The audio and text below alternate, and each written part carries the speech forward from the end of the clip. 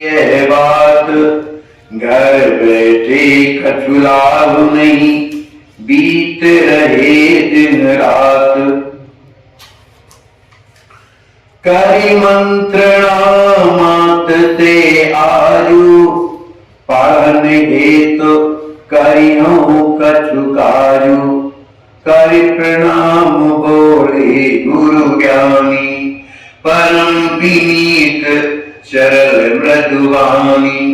पढ़ने तय अभिलाषा, सरल सुबोध सुसंस्कृत भाषा। जो तुम्हारे अनुमति में पाओ, व्यर्थ समय घर नहीं बिताओ। सुनत बचन जननी हर्षाई, बोली लालन हृदय लगाई। मूसम धन्य कौन जग माता, बालक जासु जगत विख्याता। आचार्य महाप्रभु श्री तिलकधारी जी महाराज अपनी शिक्षा पूर्ण करने के बाद उन्होंने संस्कृत का अध्ययन नहीं किया था, बाकी हिंदी की शिक्षा तो पूर्ण कर ली। एक दिन वो अपने घर में पौड़ी में बैठे हुए भगवान की आराधना करते हुए कर रहे थे। उसी समय उनके हृदय में एक बात आई कि इस तरह से घर में रहकर के अपने जीवन को व्यतीत करना अच्छा तो नहीं है ना। इसलिए उन्होंने सोचा कि कुछ अब संस्कृत का अध्ययन करना चाहिए, क्योंकि जितने भी वेद पुराण शास्त्र हैं सब संस्कृत में लिखे हैं, तो उनका ज्ञान होना जरूरी है। इसी बात को लेकर के अपनी माँ के पास जाते हैं, माता जी के चरणों में प्रणाम करते हैं और हाथ जोड़ करके बड़ी विनम्रता के साथ निवेदन करते हैं कि हे माता जी, मेरे हृदय में एक इच्छा प्रकट हुई। मैं चाहता हूं कि मैं संस्कृत का अध्ययन करूं। यदि आपकी आज्ञा हो तो ये व्यर्थ समय घर में ना बिता करके संस्कृत की शिक्षा ग्रहण करूं। इस बात को सुनकर के माता जी अत्यंत प्रसन्न हुई और अपने पुत्र को हृदय से लगा लेती हैं और कहती हैं, मेरे समान बड़ा भारी कौन संसार में है, जिसका बालक जगत विख्यात, माने सभी कोई जानते थे, सभी कोई उनका आदर करते थे। पढ़ाने हेतु यदि चाहे तुम्हारे जाओ साहस नित्य गुरुद्वारे, तुम्हारे हृदय में पढ़ने की तीव्र इच्छा है तो गुरुद्वारा में जाकर के विद्या अध्ययन करो। गुरुद्वारा कहाँ है? खरगी ताल। तो खरगी ताल में जाकर के आप वहां पर विद्या अध्ययन करिए, संस्कृत पढ़िए। एक बार सदगुरु चरण किए कछकोपदेश, बैठ पाए सारस पहुंच गए सोई देश। श्री तिलकधारी जी महाराज खरगी ताल में उनका नाम संस्कृत विद्यालय में लिख गया और गुरुदेव जो पुरुषोत्तमाचार्य जी महाराज थे वहां हमेशा प्राय आया जाया ही करते थे। तो उन्हीं के श्री चरणों में बैठ करके अपने गुरुदेव की वाणी सुना करते थे। गुरुदेव ने जो कुछ भी उन्हें उपदेश दिया, जो भी कथा सुना रहे थे, तो जिस प्रसंग की कथा थी उस प्रदेश में वो हृदय से पहुंच गए सोई देश, उस देश में पहुंच गए जहां की वो कथा चल रही थी। श्री पुरुषोत्तम दास जी महाराज हमेशा अपने ठाकुर जी की सेवा करते हैं, क्योंकि वो भजनानंदी संत थे, हमेशा भजन करते रहते थे और वे अपने भजन के द्वारा लोगों का कल्याण करते थे, उन्हें मंत्र दीक्षा दिया करते थे और श्री रामचरितमानस का गान करते थे। उन्हें संपूर्ण रामचरितमानस कंठस्थ थी, बड़े उच्च स्वर से गाया करते थे, जो खजरी ताल से पौड़ी तक सुनाई देती, इतनी गंभीर आवाज थी। उनके गुरु परम धर्मवंत थे, दानी थे, अत्यंत ही सरल थे, विनम्र थे और उनकी वाणी अत्यंत प्रिय थी। ऐसे गुरुदेव के चरणों में जाकर के और तिलकधारी ने प्रणाम किया, उनकी आज्ञा प्राप्त करके और एक आसन में बैठ गए। और हाथ जोड़ करके कहते हैं गुरुदेव, बोले सदगुरु कृपा निधाना, भजन बिना जग नहीं कल्याण। कहते हैं गुरुदेव, कहते हैं अपने मने शिष्य से कि बेटा बिना भजन किए कभी किसी का कल्याण नहीं होता। मने भजन करना चाहिए, चाहे वो ध्रुव क्यों ना हो, प्रहलाद क्यों ना हो, इन्होंने भी भगवान के नाम का स्मरण किया है, तभी उन्हें भगवान का दर्शन प्राप्त हुआ है। देखत तुम्हें भाव ये भावे, तदपि सुधा भीतर रह जावे। आपके देखने मैंने तुम्हें देख करके मेरे हृदय में भाव आता है कि आपसे कुछ कहूं, लेकिन मेरा जो भाव है भीतर रह जाता है, कहते नहीं बनता। गुरुदेव के इन गूढ़ वचनों को सुनकर तिलकधारी जी महाराज कहते हैं, गुरुदेव ऐसा कौन सा भाव है जिसे आप हृदय में छिपाए हुए, कृपा करें। अंतर्यामी नाथ प्रभु दीजे वचन सुनाए। वो जो आपके हृदय में जो मेरे प्रति जो भाव छिपा हुआ है, कृपा कर उसे बताने की कृपा करें, क्योंकि मैं तो आपका दास हूं, इसलिए मुझे सर्व रूप से अपना लीजिए। सुनत तिलकधारी की वाणी, अति प्रसन्न तेरे सिर पानी। बोले साज भक्त तुम बालक, राम रूप लीला सुखदायक। तिलकधारी की उस वाणी को सुनकर के गुरुदेव, आपके हृदय में जो मेरे प्रति भाव है उसे कृपा करके प्रकट करें। इस बात को सुनकर के गुरुदेव अत्यंत प्रसन्न हुए और अपना कर कमल उनके सिर पर फेरने लगे और कहने लगे कि तुम तो अत्यंत प्रिय बालक हो, क्योंकि राम जी के स्वरूप बन करके सभी लोगों को सुख प्रदान करते हो, इसलिए तुम राम मंत्र के अधिकारी भी हो। राम रसिक रसिकन उपकारी, राम जी के रसिक हो और रसिकों का भी उपकार करने वाले हो। तदापि मात से ऊंचा उजाई, शरणागत तब सुखदाई। तुम्हें यदि शरणागति लेना है तो अपनी माँ के पास जाके पहले पूछ करके आओ, है ना, हमसे प्रार्थना करो। जब उनकी आज्ञा मिल जाए तब आना हमारे पास, क्योंकि तुम्हारी माता जो है परम गुणवान है, गुणवती है, धर्मवती है, सब धर्म को जानने वाली है, अत्यंत अत्यंत उदार है, सात्विक भाव भरे कर जोरी, बोले वचन सुधार बोरी। इस बात को सुनकर तिलकधारी जी महाराज अत्यंत उनके हृदय में सात्विक भाव भर गए और हाथ जोड़ करके बड़े प्रसन्नता से अमृत में वचन बोलते हैं।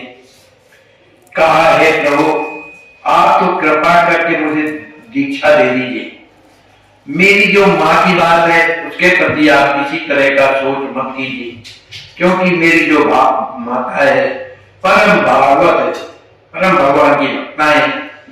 मात मोर सब भांति अनूठा, मेरी जो माँ है सब पूर्ण रूप से सब कुछ जानने वाली। दीक्षा क्या है, इससे क्या होता है सब जानती है, इसलिए आप कृपा करके हमें दीक्षा दे दी।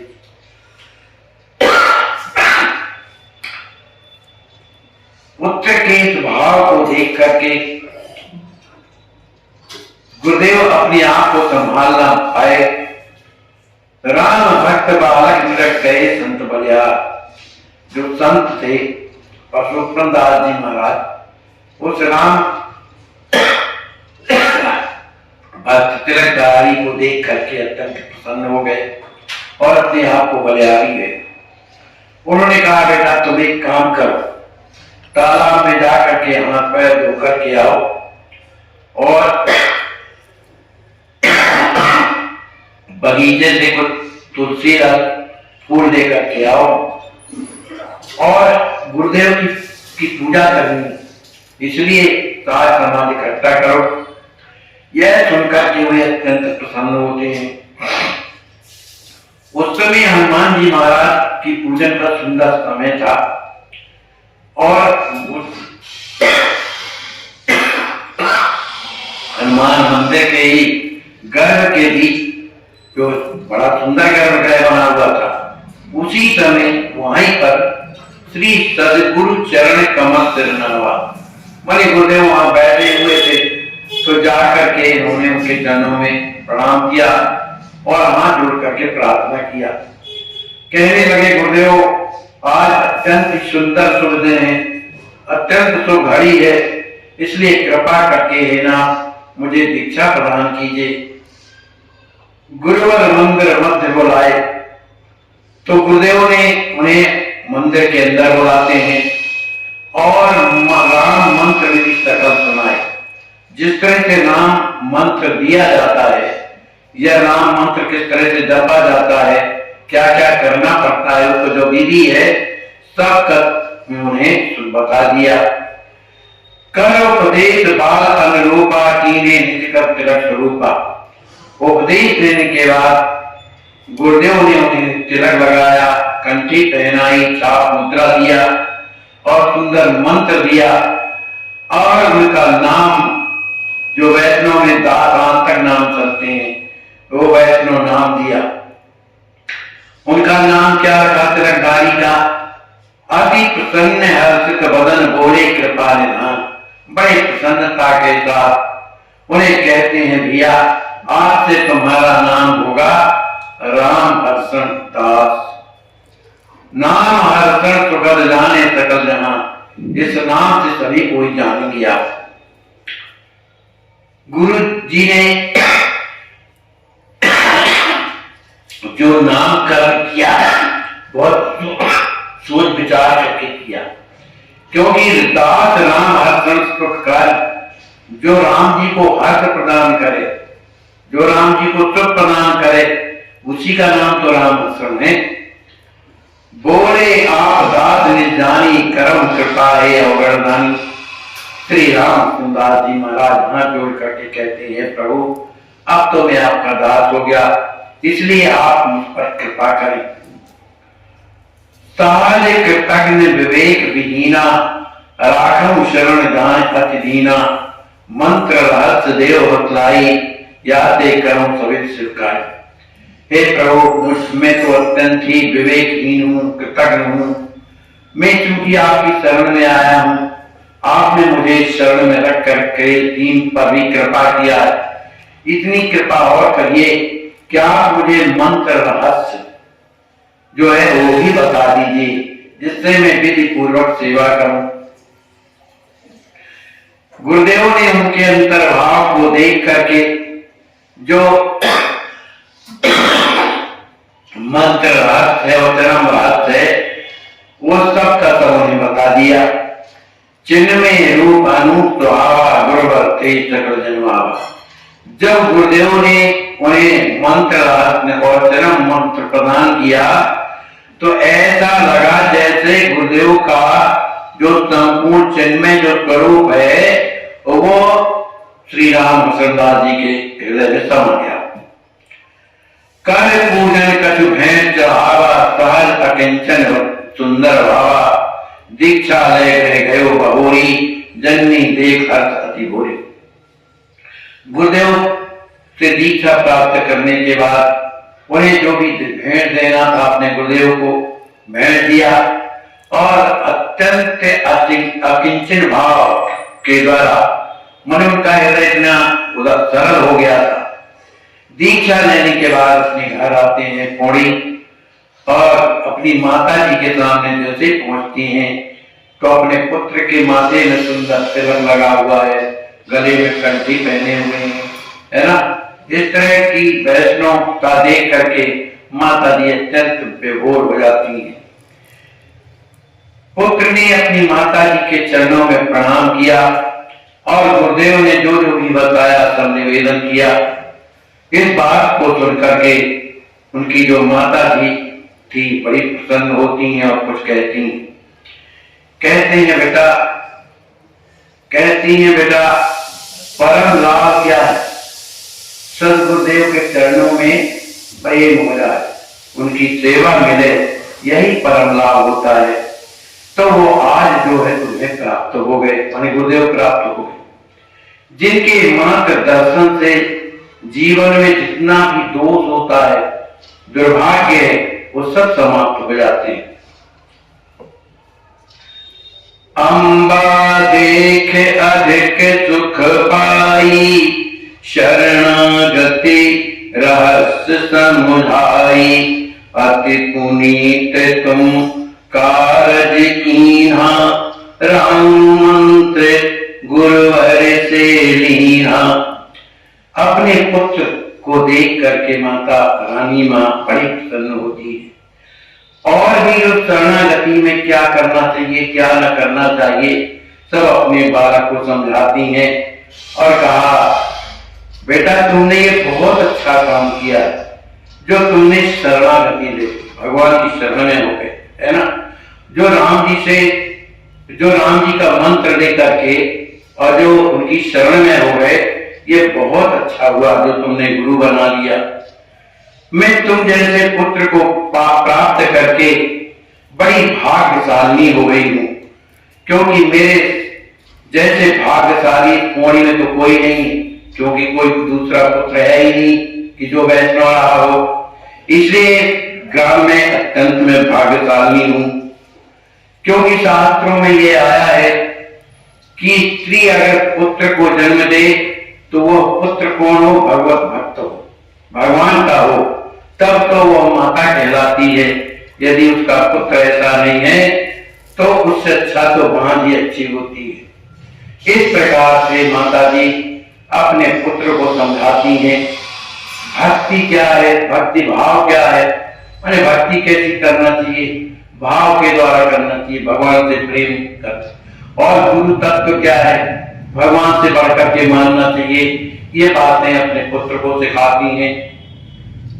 रोजाना, अब चूंकि छोटे बालक तो हैं, बड़े तो नहीं है, 10-11 साल के, तो माता जी के साथ में स्नान करते हैं, माता जी के साथ में बैठ करके पूजा माता जी जैसे करती हैं, उस प्रयोग देखती हैं, करती भी हैं, और माता जी उन्हें बताती हैं कि इस तरह से मंत्र जपा जाता है, तो माला पकड़ करके उन्हें समझाती हैं। तो इस तरह से स्वाक्षर मंत्र जो है बालक जपते हैं। इधर बालक जो है मंत्र जाप में जब लग जाता है तो माता जी वहां से उठ करके अपने जहां पकवान भगवान के लिए बनाना है, भोग वगैरह, वहां आती है और भोग बना करके भगवान के पास ले जा करके भगवान को भोग लगाती हैं, फिर अपने पुत्र को भी वहां भोजन पवाती हैं। माता जी अत्यंत प्रसन्न है, क्योंकि वो जानती हैं कि संसार क्या है और संसार में किस तरह से रहना चाहिए, क्योंकि परम पतिव्रता के साथ साथ बड़ी धार्मिक भी थी। जो उनके पति श्री राम जीवन शरण थे, वही महान उच्च कोट के भक्त भी थे, उन्हें सब ज्ञान था, तो बड़ी प्रसन्न रहती थी, क्योंकि जो भी वेद शास्त्रों में जो भी क्रियाएं हैं या कहना सुनना आचरण है, ये सब अपने पुत्र में देखती थी, तो उन्हें बड़ी प्रसन्नता होती थी। वो सोचने लगती थी कि मेरे पुत्र के जो संस्कार कहते हैं, संस्कार पावन परम, मेरे पुत्र के जो संस्कार हैं परम पवित्र हैं, जो परमार्थ की खान, जो परमार्थ का ही रास्ता है। मंत्र राज जब ध्यान में कोई रहस्य जा, माने वो मंत्राज ऐसा जपते थे श्री आचार्य महाप्रभु श्री राम हर्षदास जी महाराज, इस तरह से जपते थे कि मंत्र जपने के लिए जब बैठते थे तो उन्हें होश नहीं रहता, मंत्र जापते ही रहते, कोई रात उन्हें याद नहीं रहती थी, शरीर की स्मृति नहीं रहती थी। इस तरह से कुछ दिन का जब समय बीता, कुछ दिनों के बाद विरह विरारत नित प्रति छाती, उत्सव करी गए विविध विधाना, संतोष निज कृपा निधाना। कुछ दिनों के बाद, अब चूंकि ये राम जी की लीला में स्वरूप बनते थे, राम जी का स्वरूप बना करते थे, तो कुछ दिनों के बाद इन्हें जो है लेने के लिए, लीला स्वरूप बनाने के लिए उनके यहाँ उत्सव हुआ, किसी ग्राम में जब उत्सव हुआ, तदपि एक दिन कियो विचारा, जन्म मृत्यु भय से जगहारा, अग्रज आए गए हरिधामा, ओ न हरा जगत के काम। श्री अपने आचार्य महाप्रभु ये सोच रहे हैं कि ठीक है, लीला होती है, उनमें जो मुझे पाठ मिलता है मैं तो करता हूं, है ना।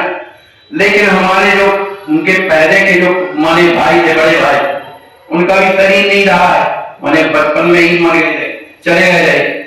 तो ऐसा सोच करके उन्होंने सोचा कि आखिर ये जन्म लेना, मृत्यु आना और जीवन व्यतीत करना संसार में, क्या यही बात है? अरे हमारे बड़े भैया थे, उनका भी जन्म हुआ, इसके बाद वो भी परम धाम चले गए, और ऐसी स्थिति आई कि हमारी माँ की कोई सेवा करने वाला नहीं रहा। यह सोच करके उन्होंने सोचा कि ये जो सुख है ये सब किसके हाथ में? ब्रह्मा के हाथ में। कर्म हम जो करते हैं उन्हीं कर्मों को ब्रह्मा शरीर के द्वारा उसमें भेज देता है, जो प्रारब्ध बन करके आता है। तो जब हम कर्म के करता है, सब कुछ करने धरने वाले हैं और ब्रह्मा उसका हमें फल देता है, तो बिना मतलब का ये जीव जो संसार में आकर के माथा पीटता रहता है। जब ये जानता है कि संसार में सिवा कष्ट के कुछ नहीं है, भोगों के अलावा कुछ नहीं है, तो किया क्या जाए, इस पर विचार कर रहे थे। विचार करते करते बैठे हुए थे, भगवान के पास ही बैठे हुए थे, विचार कर रहे थे।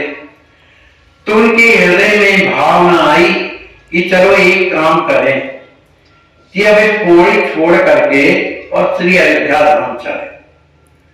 तो उन्होंने मन में सोचा कि चलो अयोध्या धाम जा करके अब वहां निवास करूंगा, ठाकुर जी की सेवा में रहूंगा, उन्हीं का धाम है, तो मेरे जो जन्म जन्मांतर के जो पाप है, जो मुझे कष्ट देते हैं, सब नष्ट हो जाएंगे।